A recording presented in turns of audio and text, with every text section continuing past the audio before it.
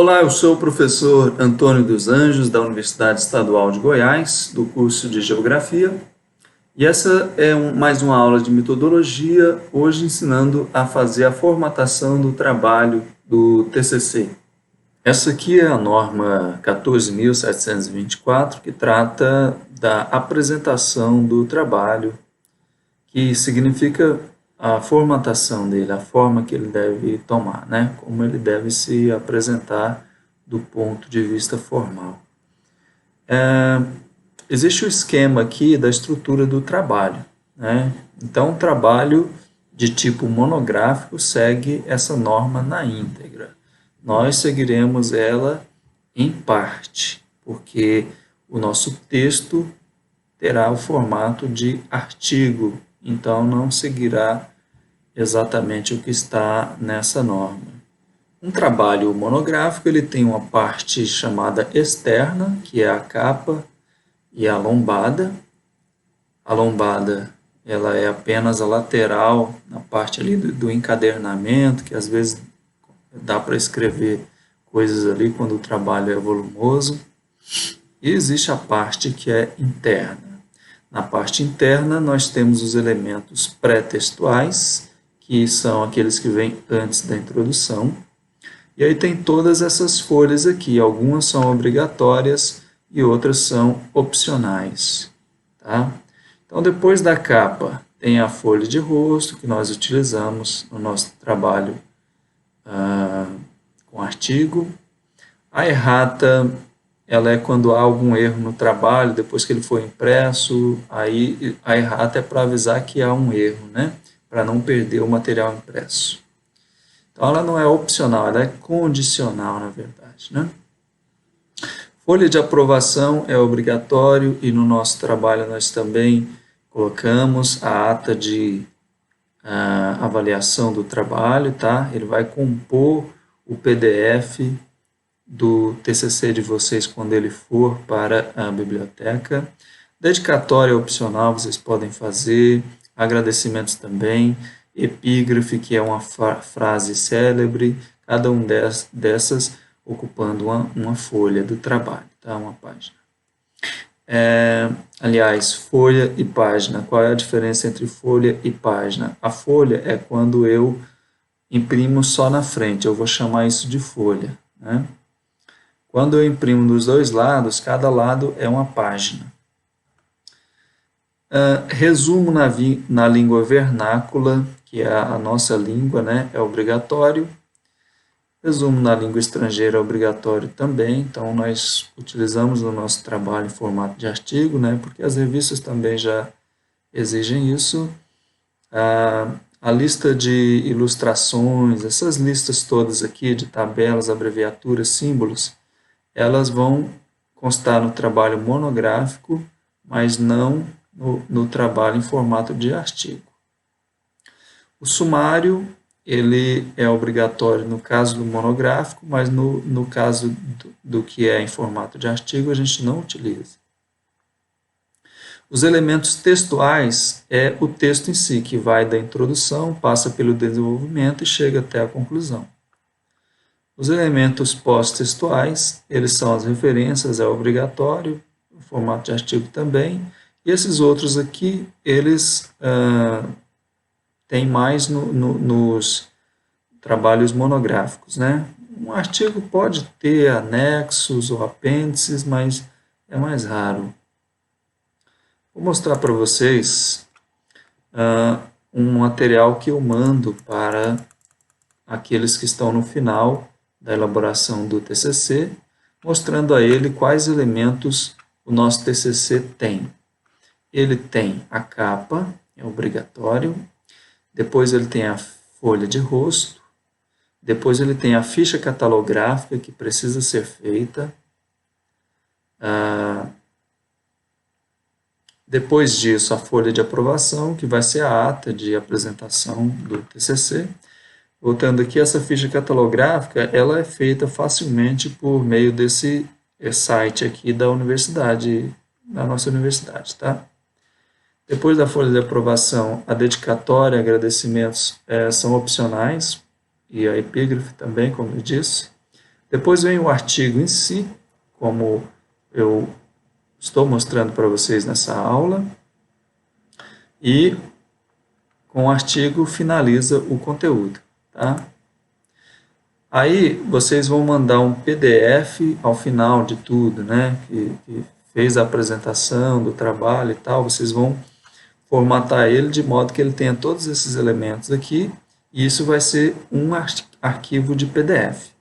Um outro arquivo de PDF vai ser o termo para a disponibilização da monografia, do trabalho de conclusão de curso na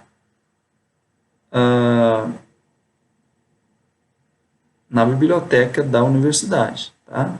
Então, são esses dois documentos.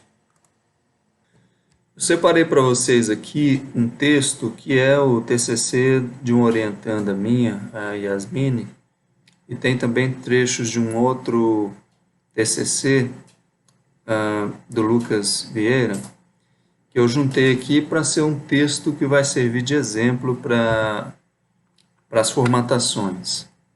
Eu estou utilizando, não pedi permissão a eles, porque esses textos, como eles são TCCs, eles já são de domínio público, né? Já são publicados aí pela nossa biblioteca. Ó, a primeira coisa que eu observo em um texto, quando eu vou começar ele no Word, são as margens. As margens padrão do Word não são as mesmas que nós utilizamos no trabalho acadêmico, né?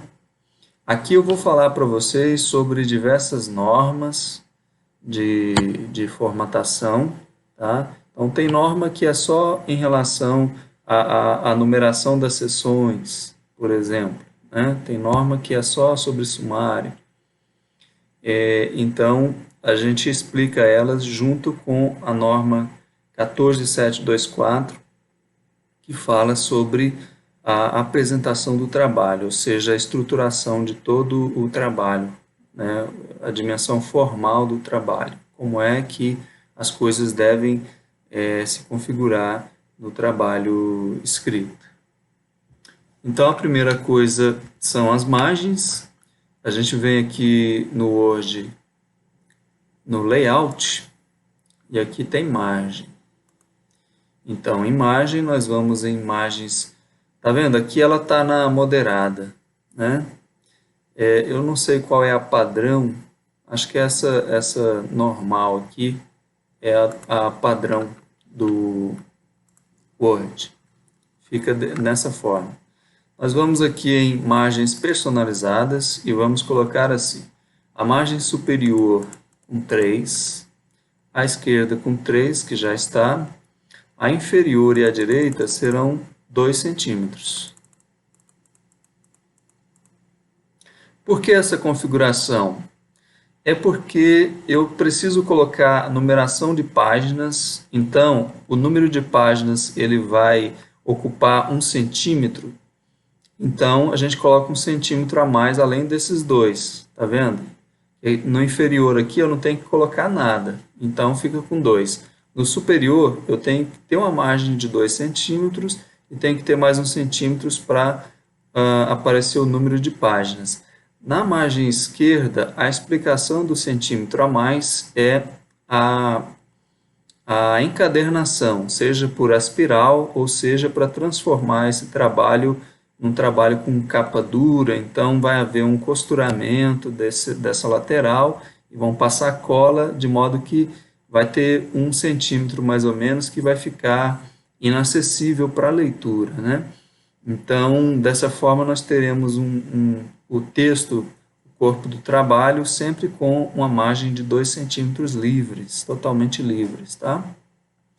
Então, clicamos em OK e o trabalho estará já com as margens ajustadas. Aqui na primeira página, dá para ver, né, essa aqui se chama capa, a primeira folha. Ela tem a identificação da instituição e uma coisa que nós sempre colocamos na capa é a logomarca. Essa logomarca aqui, ela já está antiga para nós, porque agora mudou a estrutura da universidade, nós somos campus Oeste e Unidade Universitária de Iporá. Então eu vou deletar essa logomarca e vou aqui em inserir imagens. Eu posso copiar e colar, mas estou ensinando por esse caminho aqui também. Aqui inserir deste dispositivo, ou seja, desse computador. Eu vou procurar aqui a pasta da disciplina de vocês. Eu coloquei aqui já a logomarca atualizada e vou aqui em inserir, ou seja, vocês vão fazer esse caminho de encontrar a logomarca no computador de vocês. Mas se vocês forem lá no Google Imagens, por exemplo, se vocês encontrarem lá a logomarca, vocês podem baixar ela e daí pode copiar e colar também. O copiar e colar funciona.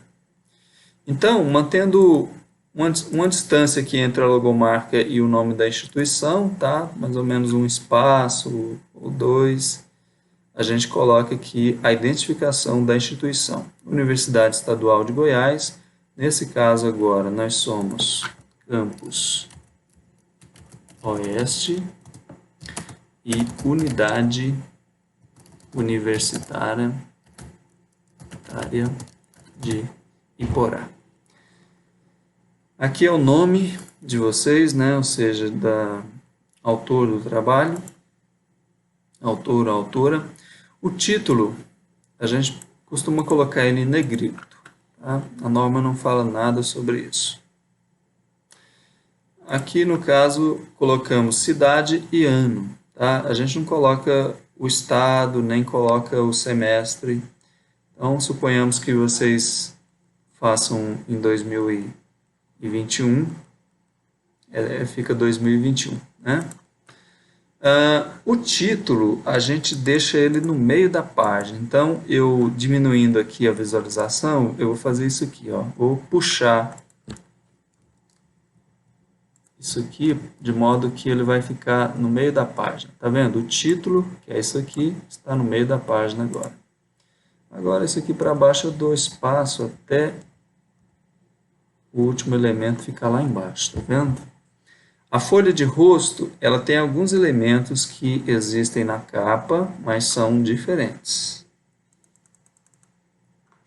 Ela começa pelo nome, tá? Certifiquem-se de que ele esteja na última linha, tá vendo que tem uma linha vazia aqui?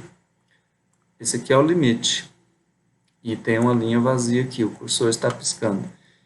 Eu com a tecla Delete, vou deletar o espaço e o nome vai para o topo da página. Então aqui o título já não precisa ficar no meio, ele já fica um pouco acima. Aqui é um quadro que nós chamamos de natureza do trabalho. É quando eu vou informar o leitor do que se trata este trabalho. Então, nesse caso aqui, trabalho de conclusão de curso, pode ser com as iniciais maiúsculas, né?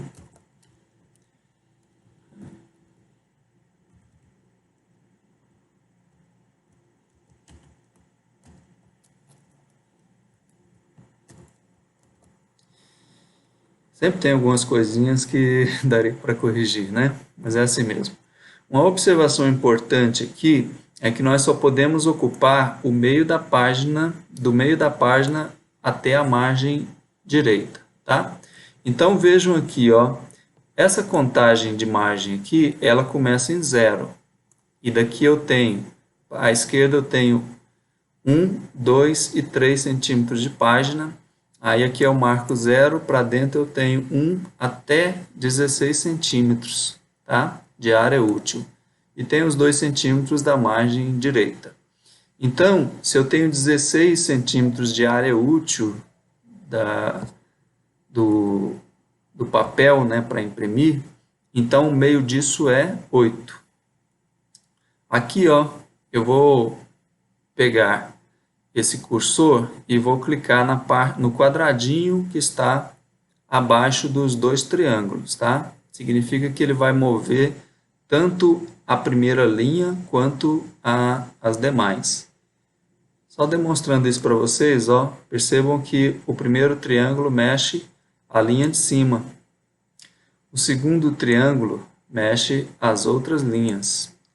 E o quadradinho mexe os dois triângulos, quer dizer, a primeira linha e as demais. Tá? Então, aqui eu deixo no 8 e agora estou ocupando a metade da página. Ok?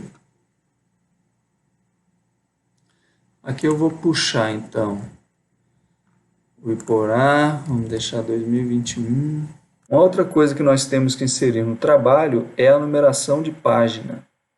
A numeração de página, ela vai começar a aparecer na primeira folha com texto, primeira folha textual, que nesse caso aqui é essa que contém o título, o resumo, aqui já é texto, né? Antes vem as folhas pré-textuais. Eu mostrei para vocês aqui duas folhas pré-textuais, a capa e a folha de rosto. Depois vocês vão ter que inserir mais coisas no trabalho final que vai para a biblioteca, que vai ser a folha de aprovação, que vocês vão poder colocar dedicatória também, agradecimentos, né? Então, há alguns outros elementos que vocês vão colocar, né? E o número de páginas, ele vai seguir sequencialmente, só que ele vai desconsiderar a capa. A capa nós não contamos e contamos a partir da folha de rosto. Então, a folha de rosto é 1. Aí, se houver outros elementos, né, por exemplo, agradecimentos, folha 2, tal. E o número de página vai aparecer apenas a partir dessa aqui, primeira textual. Então, nós não vamos numerar parte do trabalho e vamos numerar outra parte. Então, nós precisamos fazer uma quebra de seção no trabalho para que isso funcione, tá? Eu vou deixar o cursor aqui na última linha da folha de rosto e vou agora em Layout e vou inserir uma quebra. Essa quebra é quebra de seção para a próxima página, tá? Então, fez uma quebra, ele dá um espaço aqui que eu vou retirar para deixar o título no topo. Quando eu dou clique duplo na área de cabeçalho, ele vai mostrar aqui, ó, que existe aqui, ó, o rodapé da seção 1 e existe o cabeçalho da seção 2. Quer dizer que aqui acima é uma seção, abaixo é outra seção, tá? E aqui está escrito, ó, que esse cabeçalho ele segue a mesma formatação que a seção anterior. Então, nós precisamos vir aqui na aba de Design, e aqui ó, o vincular ao anterior está marcado. Nós vamos desmarcar para que o que acontecer no cabeçalho 2 e rodapé da seção 2 não aconteça o mesmo com a seção 1, tá? Então, agora, com o cabeçalho ainda aberto, nós vamos inserir números de página, início da página. Nós inserimos o número aqui no início e alinhado à direita. Tá? Então, inseriu aqui, é o número 3 na contagem, e como nós vamos desconsiderar a capa, então nós vamos abrir aqui de novo o número de páginas, vamos em formatar número de páginas. Nós vamos mandar começar a contar como sendo 2, tá? Porque a folha de rosto é 1 e a primeira folha textual é a 2 nesse caso, tá? Então, ok, vai contar como 2. Saindo aqui, clique duplo embaixo, eu saio do cabeçalho. Então, aqui está 2, essa seção 1 não foi numerada. Então, por isso que nós fizemos a quebra, certo? As outras folhas estão aí, ó, 3, 4, 5, até o final, tá? E agora temos o texto, né? Vamos ver aqui, deixar ele no topo de página, o título, né? O título vai ficar centralizado. Lembrando a vocês que aqui no curso de Geografia, a gente tem adotado a forma do TCC como artigo científico, tá? Então, nós temos uma revista no campus que se chama Sapiência e nós adotamos o modelo dessa revista para ser a formatação do nosso TCC, certo? Então, esse aqui é o site da revista e para saber como formatar segundo a revista, nós vamos aqui em Sobre e vamos em Submissões. Lembrando que eu vou passar várias coisas de formatação aqui que não são necessariamente só da revista Sapiência. Pouquíssimas coisas aqui são específicas da revista, como vocês virão, né? Na verdade, só o tamanho do recuo de parágrafo. O restante é tudo seguindo a BNT. Então, estou dando uma aula sobre a formatação segundo a ABNT, tá? Então, aqui em Sobre, a gente tem submissões, aí tem várias informações, e aqui em diretrizes para autores, nós temos alguns direcionamentos, tá? Então, a única coisa que se diferencia aqui da ABNT é o recuo de parágrafo na primeira linha do parágrafo. O restante é igual a ABNT. E aqui vai dizer como é o título, o subtítulo, autor, o resumo, as palavras-chave como é. E aqui em referência só ensina como fazer, mas aqui segue a BNT também, então não há diferença, né? Olhando lá a minha aula sobre referências, vocês conseguem fazer as referências. E normalmente as revistas nacionais pedem as referências conforme a BNT mesmo, né? Então, voltando aqui ao texto, e aí o que a gente faz? A gente vem aqui nos arquivos, pega qualquer edição e olha alguns artigos. A gente olha alguns para saber como é que eles são formatados, como é que é a aparência deles, né? Porque fica mais fácil para a gente formatar depois, né?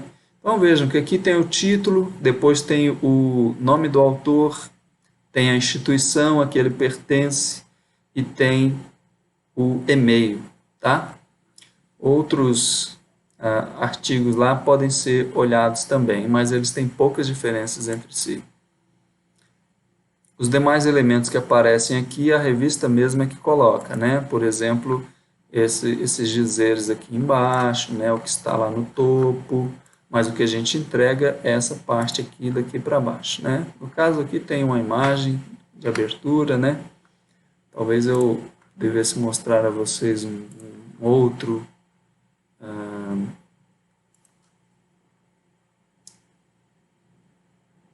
artigo para nós vermos como fica. Vamos ver esse.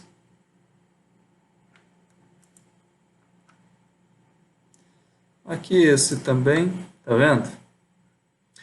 O título traduzido, que também é a exigência, o nome do autor, a instituição a que ele pertence, aqui tem 2, e o e-mail. Resumo, palavras-chave, o resumo traduzido com as palavras-chave traduzidas. Depois, a introdução, né, e o texto se segue. Então, vamos lá. Aqui no nosso, nós vamos deixar centralizado o título e o título traduzido. Também ficam traduzidos ou centralizados o nome dos autores com as instituições e o e-mail, tá? Aqui nós simulamos uma publicação em que o orientando é o primeiro autor e o orientador fica como segundo autor. Então, a gente simula dessa forma aqui. Não quer dizer que ele vai ser submetido a uma revista, né? Nós só estamos exercitando isso, né? Então, olhem aqui, nós deixamos em negrito a palavra resumo, palavras-chave, e ele traduzido. Ele pode ser traduzido para inglês, francês ou espanhol.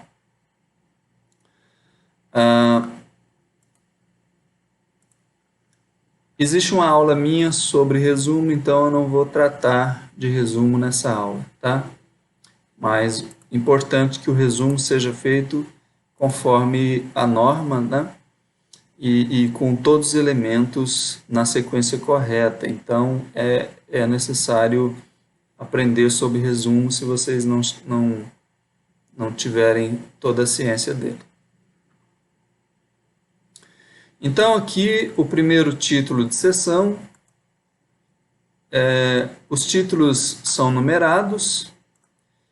Existe uma norma para fazer a numeração de sessões do trabalho, os títulos, né? Um dos princípios básicos é que a gente deixa todos os títulos de sessão que têm o mesmo nível. Por exemplo, esse aqui é o nível primário porque tem um número. Se ele tivesse aqui 1.2, seria o nível secundário. Se ele tivesse mais um nível, ele seria o nível terciário, nível quaternário ou nível quinário, por exemplo, né? Raramente a gente chega aí. Normalmente a gente utiliza até 3 níveis, né? O primeiro nível, ele está aqui, ó, com todas em maiúsculo e em negrito. Outros níveis vão se diferenciar visualmente. Por exemplo, no nível 2, eu posso deixar ele assim, ó. Se esse aqui fosse nível 2, né? Ele não é. Mas, por exemplo, nível secundário, eu deixo ele sem negrito. Nível terciário, eu vou deixar ele assim, ó, só inicial,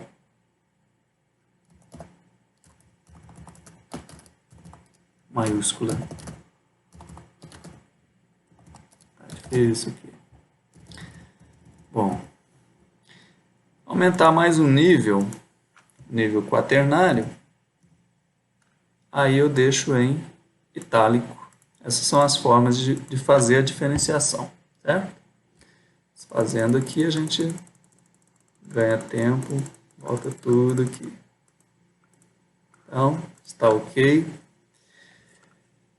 Agora, aqui, ó, do título para o texto, eu vou deixar uma linha vazia. A linha vazia, ela obedece à formatação de espaçamento entre linhas e de tamanho de fonte. Vou demonstrar isso para vocês. Aqui, por exemplo, se eu aumento o tamanho da fonte, aumenta também o espaço da linha vazia. Ou seja, ela tem atribuição de tamanho de fonte também. Se eu mudo aqui o espaçamento entre linhas, ela também vai aumentar. Tá vendo? Então, é importante que aqui eu tenha uma linha com espaçamento entre linhas de 1,5 e que a fonte seja 12, certo? Importante o seguinte, o automático do Word para um parágrafo é deixá-lo com entrelinhas de 1.15, mas nós precisamos do texto com 1.5, 1,5 de entrelinhas. Então, nós vamos selecionar o texto. Eu deixei só esses 3 aqui fora da formatação para demonstrar a vocês. Aqui na página inicial, nós vamos até aqui e vamos colocar em 1,5 de entrelinhas. Percebam que o automático do Word também é colocar um espaço maior de um parágrafo para o outro, certo? Isso aqui não é uma linha vazia. Percebam que não há uma linha em que eu possa escrever. Então, como é que eu resolvo isso aqui? Eu seleciono o texto que tem esse problema. e venho aqui, ó. Aqui está marcado, ó, está com a opção de remover espaço depois do parágrafo. Quando eu removo, ele fica assim, ele fica sem nada de espaço entre os parágrafos, ou seja, o espaço que existe entre as linhas de dentro do parágrafo é o mesmo que existe entre o final do parágrafo e o início do outro. Às vezes, esse comando não funciona, é um bug do Word. Então, a gente vem aqui, adiciona o antes e o depois, adicionei os dois, então depois eu venho aqui e removo o espaço de antes, removo o espaço adicional de depois. Aí ele sempre resolve, assim ele resolve. Então, introdução, aqui o parágrafo aqui está em 2, tá vendo? Se a gente fosse fazer um trabalho monográfico, ele poderia ficar com recuo de parágrafo em 2, porque a norma pede isso, né? Como a gente está configurando para a revista Sapiência, ela pede que seja 1,5. Então, eu venho aqui, selecionei o texto, né, o parágrafo. Eu venho aqui, ó, trago até 1,5. Aí, aqui, ó, onde o meu cursor está, tem 1,5 centímetros, certo? Bom, aqui eu tenho uma figura. Importante sobre a figura é que ela deve ter uma chamada aqui, tá vendo? O parágrafo acima da figura é normalmente aquele onde a gente coloca a chamada. Então, a gente não coloca uma figura, um gráfico, um quadro, uma tabela, sem fazer essa chamada, sem dizer que ela está correlacionada com o texto que vem antes dela, certo? Aí aqui, importante notar o seguinte, vamos deixar uma linha vazia entre o texto e a ilustração, essa figura. As ilustrações podem ser tanto chamadas de figuras, como pode ser chamada de mapa, essa aqui poderia ser chamada de mapa, pode ser chamada de gráfico, ou um gráfico pode ser chamado de figura também. E outros elementos são os quadros e as tabelas, que eu vou explicar um pouco depois a vocês também. Então, a linha vazia aqui. Uma imagem, quando eu insiro ela no Word, seja por colar, ou seja, aqui em inserir imagem, ela vem por padrão obedecendo como se fosse texto, tá? Então, se eu movimento aqui a linha de parágrafo, eu estou movimentando a imagem. Eu posso mudar isso. Se eu quiser vir aqui, por exemplo, colocar aqui para ela se comportar de modo justo, tá vendo? Aí eu posso movimentar ela aqui, ó, mais livremente, tá? Mas ela no formato texto, ela tem algumas vantagens, né? Por exemplo, dela não sair do lugar. Então, o que eu posso fazer aqui, ó, deixo ela como texto e vou zerar aqui o recuo de parágrafo. Agora eu vou pegar esse texto aqui, que é o nome da figura, passar para baixo. E agora, ela está centralizada, eu vou fazer ela ocupar um espaço maior.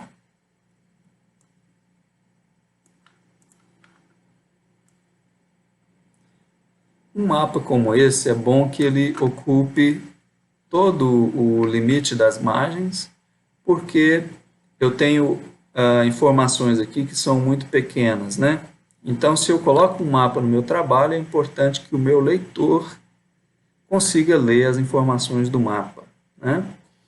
Se isso aqui for pequeno, eu vou colocar esse mapa em uma folha dessa forma aqui. Ele vai ocupar uma folha inteira e eu vou deixar ela alongada assim, ó. Aí dá para ler melhor, né? Mas não é esse o caso. Da forma que está aqui, é possível ler, né? Então, agora, a legenda E a fonte da figura nós vamos deixar abaixo dela aqui.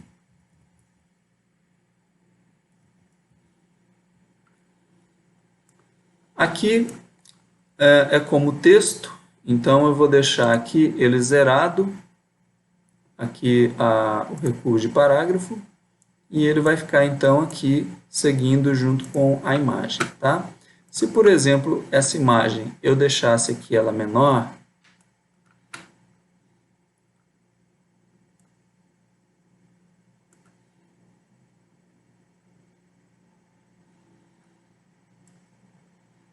aliás, eu vou deixar ela aqui como texto, para mostrar para vocês.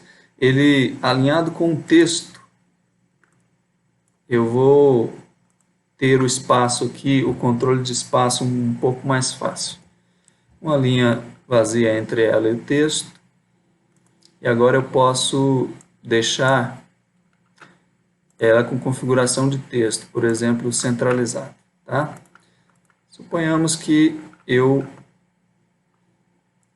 esteja satisfeito com o tamanho dessa imagem. Eu vou pegar aqui a legenda e, para deixar alinhado com a imagem, o que é esteticamente favorável, eu vou fazer isso aqui, tá vendo?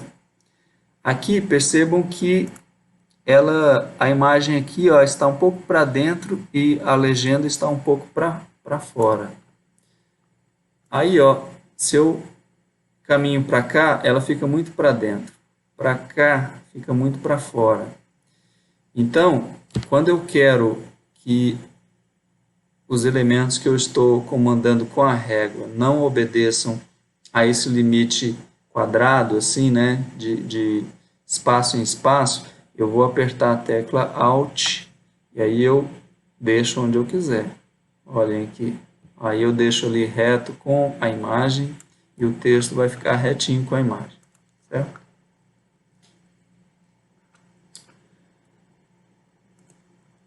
Bom, essas questões aqui de citação, né, a forma usada para fazer citação, existe uma aula minha sobre citação, tá? Então, o nome do autor aqui está com todas em maiúsculo porque está entre parênteses. Se esse autor aqui estivesse fora de parênteses, estaria apenas a inicial maiúscula. Então, essas diferenças são muito importantes e quem faz o TCC precisa saber porque a banca irá cobrar, o orientador também deve cobrar, tá? Nós precisamos seguir essa padronização porque a nossa comunicação entre pesquisadores ela tem que ser facilitada por uma padronização. Então, se todos usam a mesma forma, todos se entendem mais facilmente, né?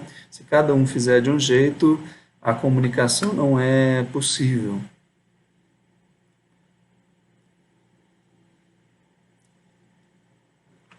Bom, um trabalho monográfico quer dizer aquele que não é em formato de artigo. Ele segue uma regra que é o seguinte: todo título primário deve ocupar uma página no início, no topo da página, tá? Então aqui eu deveria, por exemplo, deixar metodologia iniciando em uma página nova. Como aqui é um artigo, nós não seguimos isso, tá? Só nesse caso aqui, ó, percebam que ele estava ficando aqui o título e abaixo não teria nenhum texto. Nesse caso aqui a gente dá um Enter aqui, ó, para ele ficar no início da página, tá? Quando a gente faz no formato monográfico e que a gente quer que uma seção sempre esteja no topo da página, a gente vai fazer uma quebra de página. A quebra de página ela pode ser feita aqui em Layout, quebra de página, aí ele faz a quebra de página. Significa que se eu aumentar texto ali em cima,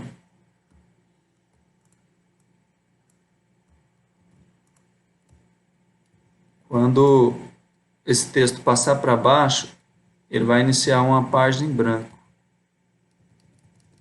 Tá vendo aqui? Para onde foi essa seção que inicia numa página sempre no topo, ela vai abrindo novas páginas, quer dizer que nunca vai desconfigurar. Essa parte aqui sempre vai ficar no topo, tá? Mas, se estiverem fazendo um TCC em formato de artigo, não precisa se preocupar com isso, tá? Outra forma de fazer a quebra de página é com Ctrl Enter. Isso é um atalho, né? Então, com Ctrl Enter é a mesma coisa, quebra de página.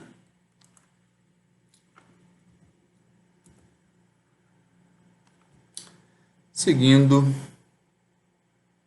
percebam aqui, ó, essa seção, ela é secundária, ela tem dois números aqui, então ela já não usa o negrito, tá?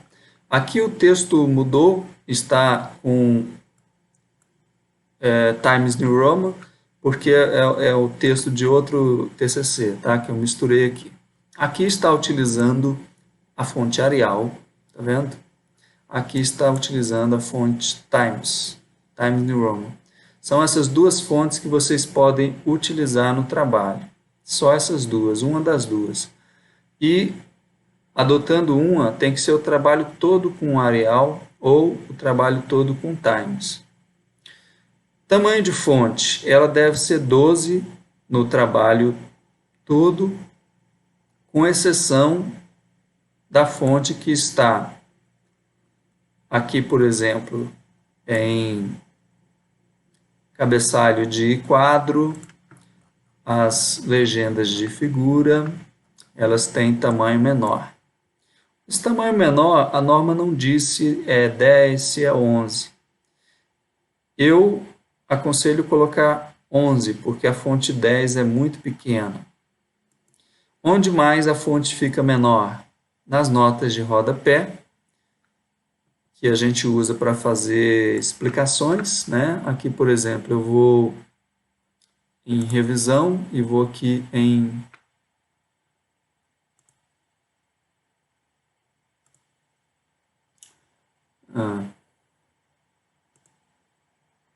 aqui, referências, e vou inserir notas de rodapé.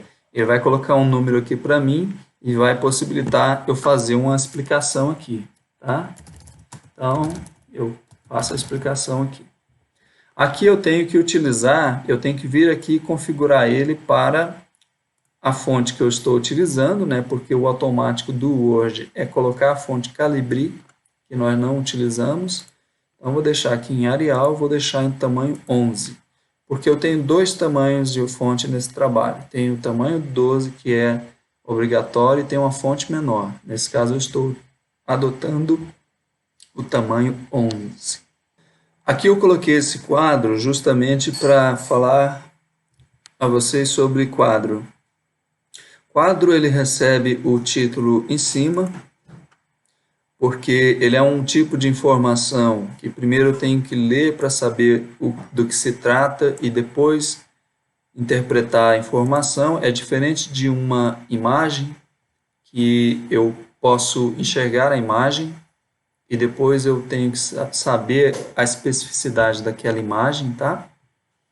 Eu não sei se eu disse a vocês antes, mas a formatação, a norma nova, ela fala para a legenda ficar acima da figura. Mas nós temos um costume centenário, né, vários séculos aí, de colocar a legenda da figura abaixo. Então, a gente utiliza essa tradição, né? Eu aconselho a não seguir a norma e seguir a tradição acadêmica, tá? Mais um detalhezinho aqui, já que eu estou aqui, mostrar para vocês. Olha só, esse aqui é um travessão e esse aqui são dois pontos. É assim que a gente faz, tá? Então, o nome aqui, figura 1, quadro 1, tabela 1, gráfico 1. E coloco aqui esse travessão. O travessão não é o mesmo que o hífen, tá? Aqui, por exemplo, ó, isso é um hífen, né? Para eu fazer um travessão no Word, é assim, ó, espaço, o travessão, depois eu coloco um espaço, digito um caractere, uma palavra. Quando eu dou o espaço após o caractere ou a palavra, esse hífen vai se transformar num travessão. Depois eu diminuo ele aqui, ó, para ele comer o espaço e comer a letra que está ali, né? Então agora eu tenho um travessão e um espaço antes e outro depois desse travessão. E tem o título. Não precisa colocar ponto final no título. Aqui, ó, eu coloco fonte e coloco 2 pontos, certo? Outra formatação importante é a da citação direta longa. Na aula de citações, que está aí também no meu canal, vocês podem ver que existe a citação direta curta e a citação direta longa. A curta, ela ocorre dentro do próprio parágrafo. Por exemplo, aqui, se ela fosse curta, seria assim, ó. Tá? Ela teria que ter, no máximo, 3 linhas, tá? Se, por exemplo, ela fosse até aqui, né? Não, aliás, até aqui. Ela seria curta, né? Mas nesse caso, ela é longa, tá? Se ela estivesse aqui dentro do parágrafo, ela teria o tamanho 12, né? Mesmo tamanho do parágrafo. Como ela é uma citação longa com mais de 3 linhas, ela fica separada do parágrafo, não recebe aspas e recebe um recuo de 4 centímetros, como está aqui, tá vendo? Ela terá uma linha vazia acima. Essa linha ela tem que ter fonte tamanho 12 e espaçamento entre linhas de 1,5. Aqui, a citação em si terá fonte menor, fonte 11, e entrelinhas simples. Olha a diferença do entrelinhas aqui, ó. Esse é o entrelinhas de 1,5, igual ao do parágrafo. Este é o entrelinha de 1, que nós chamamos simples. E abaixo da citação nós temos uma linha vazia que tem que ter tamanho de fonte 12 e entrelinhas de 1,5. Eu já mostrei para vocês que a fonte e o entrelinhas muda o tamanho aqui do espaçamento da linha vazia, tá bom? Voltando aqui ao quadro, qual é a diferença entre o quadro e uma tabela? Ele tem uma diferença que é relacionada ao conteúdo dele. Um quadro é apenas uma organização visual de informações, em que a disposição em retângulos ela se presta a uma maior organização visual, né? Quando eu tenho dados que são estatísticos, aí trata-se de uma tabela. Eu tenho que colocar em uma tabela. Eu vou depois mostrar uma tabela a vocês. Então, nesse caso aqui, é apenas a relação de autorizações de parcelamento de solo urbano em Porá, da pesquisa que o Lucas realizou com a minha orientação. Então, nós colocamos aqui as leis e detalhes, né? Então, essa aqui é uma organização em quadro. A gente coloca, quando colocamos um sinal, por exemplo, esse ND, a gente tem que colocar aqui a explicação. Convenção ND é não disponível, certo? Nesse caso aqui tem um ponto final, ó. Eu já havia dito a vocês que não é necessário. As coisas às vezes ficam mesmo a gente orientando e olhando o texto. Aqui, figura, tem um outro errinho aqui, ó, que é aquele travessão que é necessário a gente colocar, né?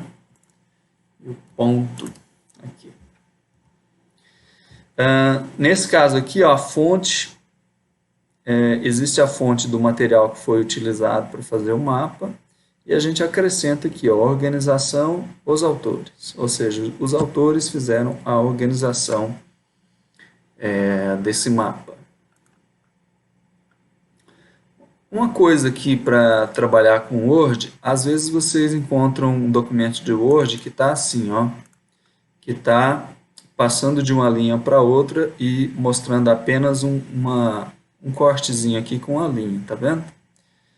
Se você der 2 cliques rápidos aqui, ele abre e aí você consegue ver essa página e a página de cima. Se você vem aqui no espaço, você dá 2 cliques e ele retira cabeçalho e rodapé.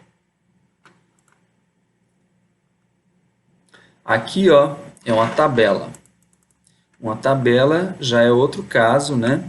Eu tenho dados estatísticos, ou seja, dados que são organizados por ordem de grandeza, né? Então, qual é a diferença? O quadro lá, ele estava com todos os quadradinhos mostrando, né? Ele estava dessa forma. Se isso aqui fosse um quadro, ele seria assim, ó. Tá vendo? Mas como ele é uma tabela, ele vai ter essa disposição aqui. Ele vai ter aqui a parte que se chama cabeçalho. Os quadradinhos aqui internos, eles vão ter as margens. Mas na extremidade não, ele é aberto, tá? Então aqui é uma tabela, como eu mostrei para vocês ali. Ele é todo uma tabela, com todas as bordas. Eu insiro uma tabela no Word e vou colocando os dados aqui para fazer uma tabela. E aí eu vou tirando as margens. Por exemplo, aqui o de cima, eu vou tirar as margens, tá? Eu vou tirar a margem superior, tiro a margem esquerda, a borda da direita, né? Então, tirando, vai ficar dessa forma aqui, tá vendo? Aqui, ó, onde tem os dados, eu não preciso das linhas, certo? Então, vou vir aqui, ó, um botão auxiliar, abriu essa parte aqui. Isso aqui também na página inicial a gente encontra, tá?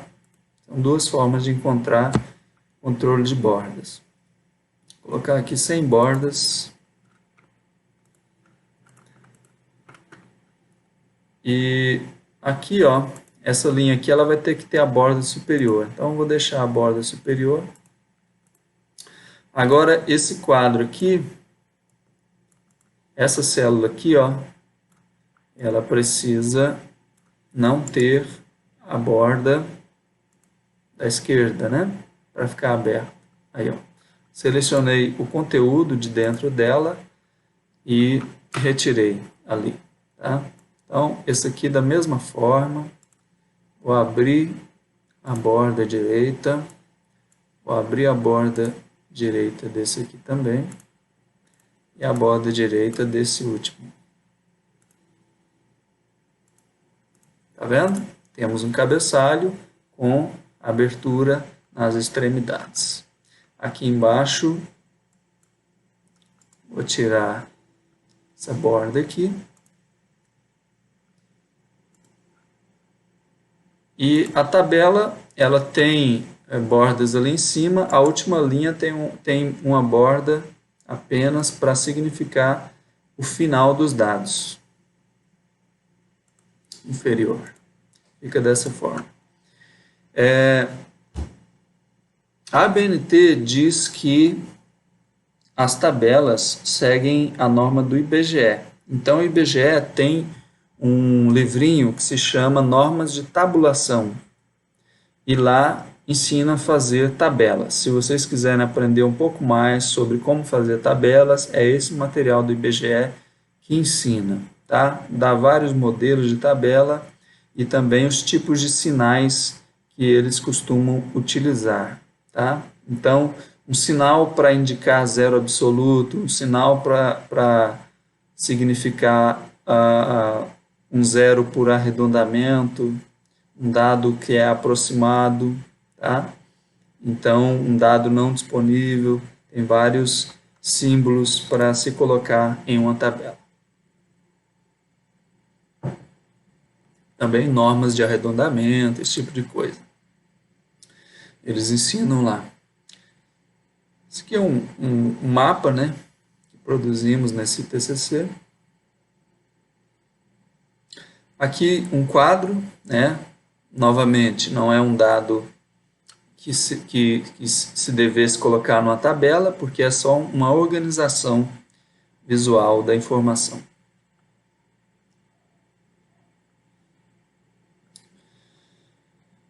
Referências. As referências, quando a gente faz um trabalho monográfico, ela é uma seção que vai ficar no início de uma página, né? Mas aqui, como eu estou ensinando para vocês fazer no formato de artigo, nós vamos retirar esse espaço e deixá-lo aqui uma linha depois, tá? Existe uma norma para numeração de seção que é o seguinte: a seção que fica com números, elas vão ficar alinhadas à esquerda. Dessa forma aqui, se tiver número, né? Por exemplo, aqui, ó. Quando a gente faz um trabalho monográfico, não existe número para a seção referência. Assim como outras seções, como a de resumo, a de sumário, não tem numeração, porque a numeração começa na introdução. Então, esses que não recebem números ficam centralizados, certo? Aqui, como é um artigo, bom, eu verifiquei novamente lá na revista, e a revista utiliza o seguinte: ela não coloca número e coloca todas as seções alinhadas à esquerda. Então, é assim que se deve fazer, né? Ou seja, atender ao que a revista pede, certo? Mas, de qualquer forma, já expliquei para vocês como é que se faz no trabalho monográfico, tá? Em relação à formatação das referências, importante que elas estejam alinhadas à esquerda. Por que elas são alinhadas à esquerda? Eu vou dar um exemplo a vocês aqui. Como a gente coloca os endereços de internet, ocorre que às vezes fica muito esticado o texto em função desse endereço, né? Porque o endereço ele não tem uma quebra de linha, né? Então aqui, por exemplo, estão vendo essa linha aqui? Ela ficou bastante espaçada assim, em função de nós termos na linha de baixo o endereço de internet, tá? Então, se a gente... E naquela de cima ali ocorreu o mesmo, tá vendo? Então, se a gente alinha ela à margem esquerda, nós não teremos esses espaços, tá? Ela pode ficar meio esquisitona assim, porque fica quebrada aqui, mas facilita a leitura. E por isso a norma pede para ela não ser justificada, tá? Uma coisa que tem que corrigir nesse aqui é o seguinte: a gente vai deixar isso aqui sem sublinhado. Na verdade, esse aqui é porque ele está com hiperlink, né? Quando a gente coloca o endereço de internet numa referência, ele gera um hiperlink. O hiperlink quer dizer que se eu apertar a tecla Enter e o mouse aqui, ele vai abrir esse endereço aqui, tá? Por exemplo, eu fiz isso aqui para esse agora, vamos ver se ele abre. Abriu, tá vendo? Então, esse aqui é o material citado. Só que a norma pede para não fazer dessa forma. Então, eu vou clicar com o auxiliar aqui, vou aqui remover hiperlink. Remover o hiperlink, agora eu vou remover o sublinhado. É assim que a norma pede, tá? Então, eu vou alinhar tudo aqui à margem esquerda.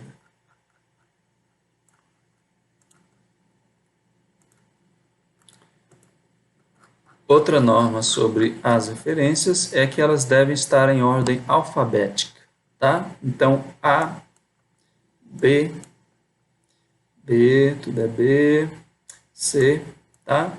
Então, a gente não deixa as obras em desorganização, tá?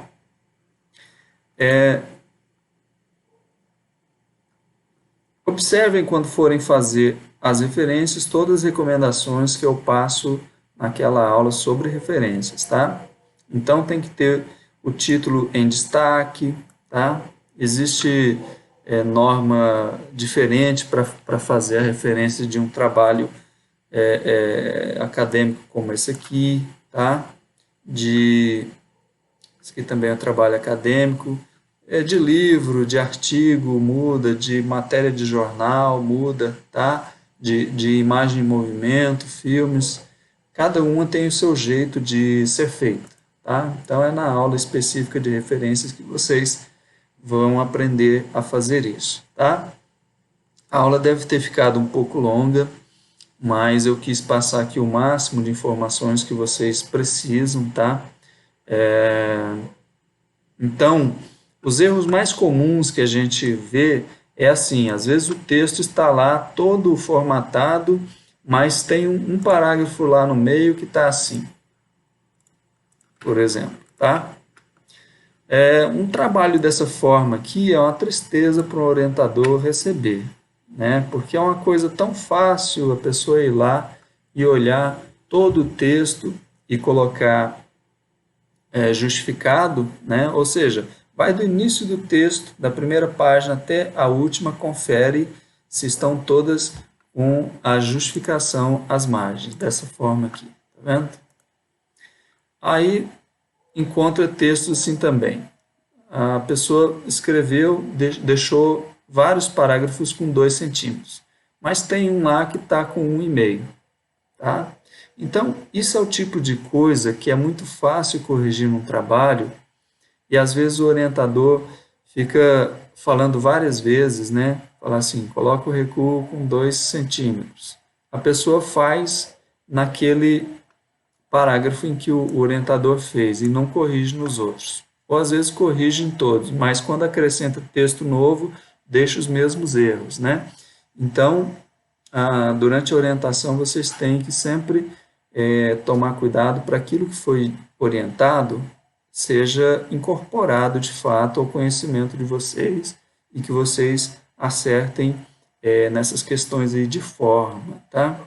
Então, assim, as questões de forma, elas não podem tomar muita energia do orientador e de vocês. Então, aprendam a formatar, façam o melhor que vocês conseguirem para que o trabalho com o orientador seja gasto nas questões de conteúdo, do conhecimento de fato, né, científico que está sendo tratado no trabalho de vocês. Bom, depois desse adendo um pouco longo aí, eu finalizo a aula, tá? Havendo dúvidas, meus alunos podem entrar em contato por e-mail, por WhatsApp, e quem está assistindo pelo canal pode deixar comentários aí, que de vez em quando eu olho, né? Não é toda semana não, mas eu olho de vez em quando e respondo algumas dúvidas, tá bom? Abraço!